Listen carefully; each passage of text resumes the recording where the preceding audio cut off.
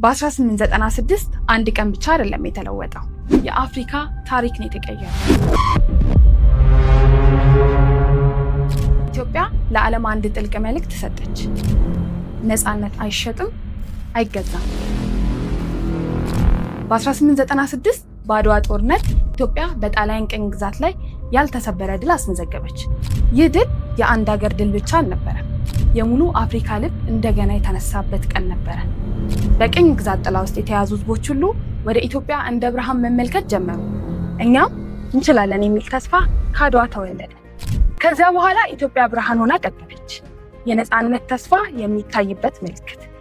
በ1963 32 የአፍሪካ ሀገራት በአዲስ አበባ ተሰብስበው የአፍሪካ አንድነት ድርጅት መሰረቱ። አዲስ አበባ የአንድነት መቀመጫ ሆና ተመረጠች። ዛሬም ይህ ታሪክ አይቆምም፣ እኛም በዚህ ታሪክ መሃል ነን። የአፍሪካ ህብረት ፊት ለፊት ያለው ፕሮጀክት ይህንን ታላቅ ታሪክ ከዛሬ ጋር ያገናኛል። ታዲያ ምን ይጠብቃሉ? በዚህ ታሪካዊ ቦታ ቅርሶን የያዙ የዚህ ታላቅ ታሪክ አካል ይሁኑ። አዲስ ላይፍ ሪል ስቴት ከቃል በላይ እናስረክባለን።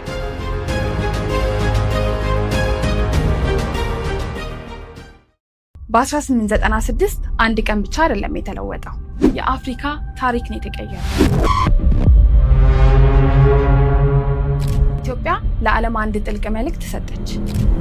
ነፃነት አይሸጥም፣ አይገዛም። በ1896 በአድዋ ጦርነት ኢትዮጵያ በጣሊያን ቅኝ ግዛት ላይ ያልተሰበረ ድል አስመዘገበች። ይህ ድል የአንድ ሀገር ድል ብቻ አልነበረም፣ የሙሉ አፍሪካ ልብ እንደገና የተነሳበት ቀን ነበረ። በቅኝ ግዛት ጥላ ውስጥ የተያዙ ህዝቦች ሁሉ ወደ ኢትዮጵያ እንደ ብርሃን መመልከት ጀመሩ። እኛም እንችላለን የሚል ተስፋ ከአድዋ ተወለደ። ከዚያ በኋላ ኢትዮጵያ ብርሃን ሆና ቀጠለች፣ የነፃነት ተስፋ የሚታይበት ምልክት።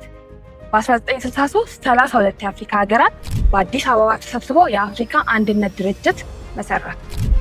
አዲስ አበባ የአንድነት መቀመጫ ሆና ተመረጠች። ዛሬም ይህ ታሪክ አይቆምም፣ እኛም በዚህ ታሪክ መሃል ነን።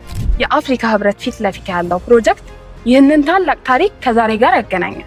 ታዲያ ምን ይጠብቃሉ? በዚህ ታሪካዊ ቦታ ቅርሶን የያዙ የዚህ ታላቅ ታሪክ አካል ይሁኑ። አዲስ ላይፍ ሪል ስቴት ከቃል በላይ እናስረክባለን።